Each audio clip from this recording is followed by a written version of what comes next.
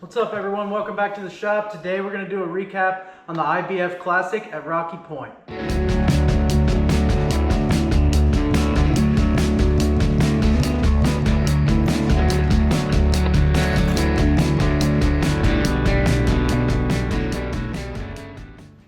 So we had 2 days of practice for the IBF Classic. It was at Rocky Point, and it was the last weekend of October. So it was late in the year. Those fish get out on the main river and they start biting really good. There's fish that show up that you would never catch the rest of the year. It's kind of weird. Like, the fishing will be extremely tough in the summertime, and then all of a sudden these spotted bass and smallmouth will show up and they start biting in the fall, which is a lot of fun, but it's kind of frustrating that you can't catch them the rest of the time of year. So a lot of my practice was revolved around the main river because I wanted to try to find some of those fish. And the first day of practice, I ended up deciding to launch way up the river and try to find some of those big smallmouth that get on those flats and roam around.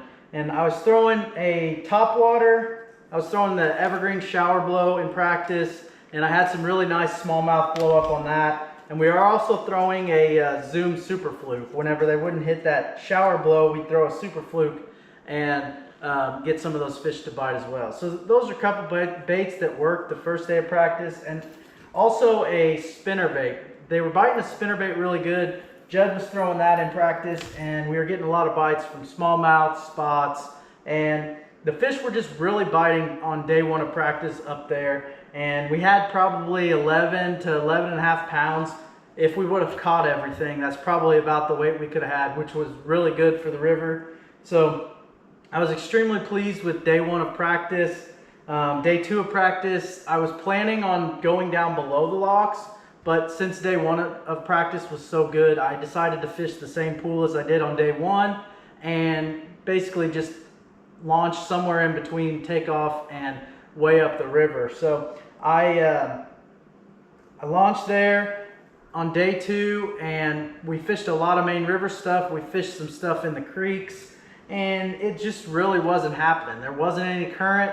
The fish weren't biting. We caught 2 or 3 shorts on day two of practice and one keeper, but the keeper that we did catch was in a creek. So day two of practice just really was not good at all, but I decided to still make that run way up the river, try to catch some of those smallmouth. I was boat 37 out of 40 boats, so I knew I wasn't going to get there first, but I was hoping there wasn't too many people up there. Ended up there was 8 boats up there. I really couldn't get on anything that I wanted to fish. There was boats.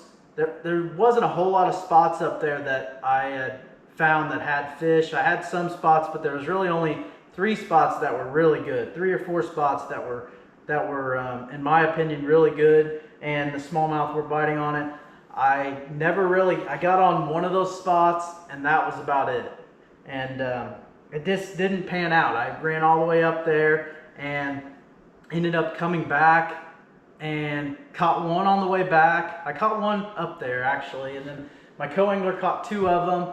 And on the way back, I ended up catching a smallmouth, fishing just a rock run in about halfway back to the ramp. And so I had 2 fish, but then I ran back, and I was planning on fishing the mouths of the creeks because there was definitely a lot of fish in the mouths of the creeks. Just going down the bank with a spinnerbait or a fluke or anything like that, you could catch them just in the mouth of the creeks because it seemed like that was where the bait was kind of congregating. So as I was running back, I was trying to hit the mouths of these creeks. Well, every single one of them had a boat in it, so because everybody basically figured out the whole mouths of the creeks thing. So that didn't really help. I was able to hit like maybe 2 on the way back, which really wasn't that good. And finally, I started getting frustrated. I went into Little Deer at the end with like an hour and a half to go, and I ended up catching 2 really nice ones on a spinnerbait. I think they were both about 2 pounds. That ended up boosting me up big time. I had 6 pounds, or 6.27 pounds, and so I was in 6th place after day one. Those 2 fish that I ended up catching at the end of the day, basically in the creek that we launched, pretty much saved my day and made it a lot better than what it was gonna be. So day two, I decided to stick around close. I really didn't want to run way up there again, burn a bunch of gas.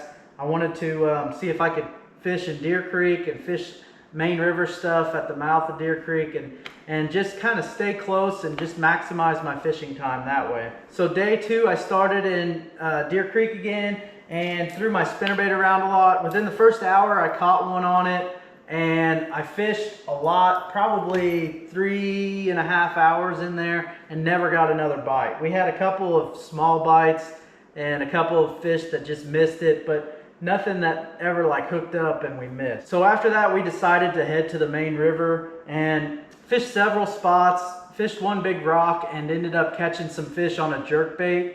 And that ended up having 4 fish that day for 4.5 pounds. And I dropped one spot to 7th place out of 40 boats. So we still got a top 10, but definitely was some tough fishing on the Ohio River. After Thursday of practice, everybody was talking about how they were biting so good. And I don't know if they just shut the current off or what, but it definitely affected the bite. I didn't do nearly as good as I was hoping, but that's the way fishing is. It was the last tournament of the year, so hopefully you guys enjoyed following along, but we'll go through some of these baits and talk about the rods and reels and stuff like that I threw them on. But I threw my fluke in practice, and I caught some on day 1, but they were all short fish.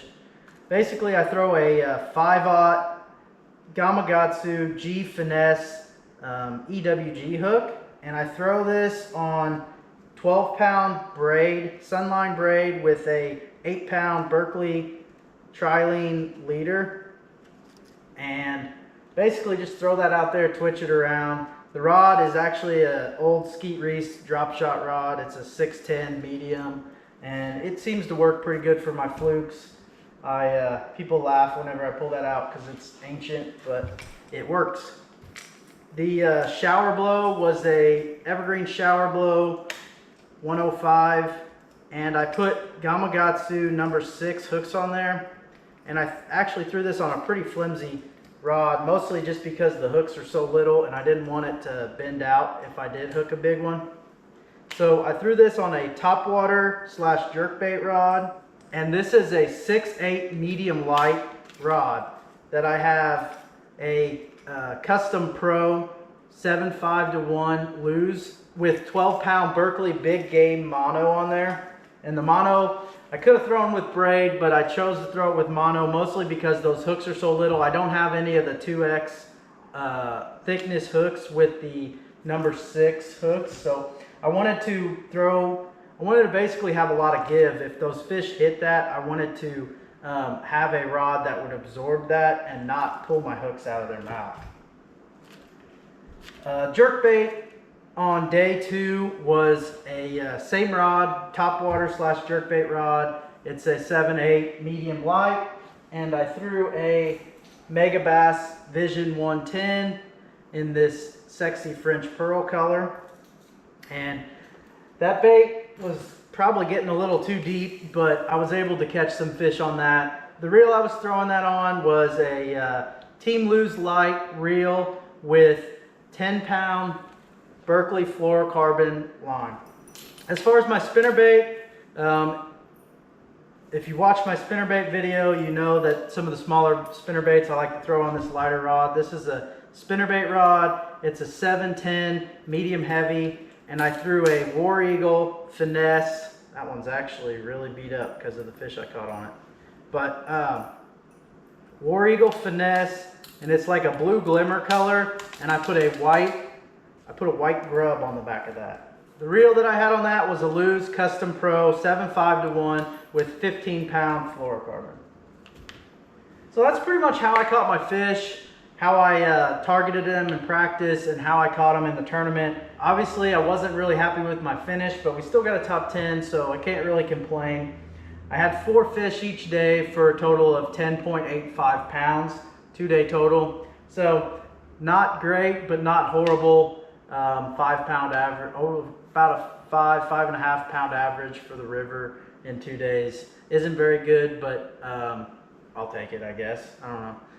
So this was my last tournament of the year. I appreciate everyone following along for the 2024 season. Be sure to like and subscribe so you don't miss some of the videos over the winter time, and then obviously the game day and videos like that we'll have next year for the 2025 season. I plan on fishing the BFLs again, maybe some IBFs, Hoosier Opens. We'll see what the schedule ends up being. But thanks for following along this year. I really appreciate it, everyone. And be sure to like and subscribe, and we'll see you guys next time.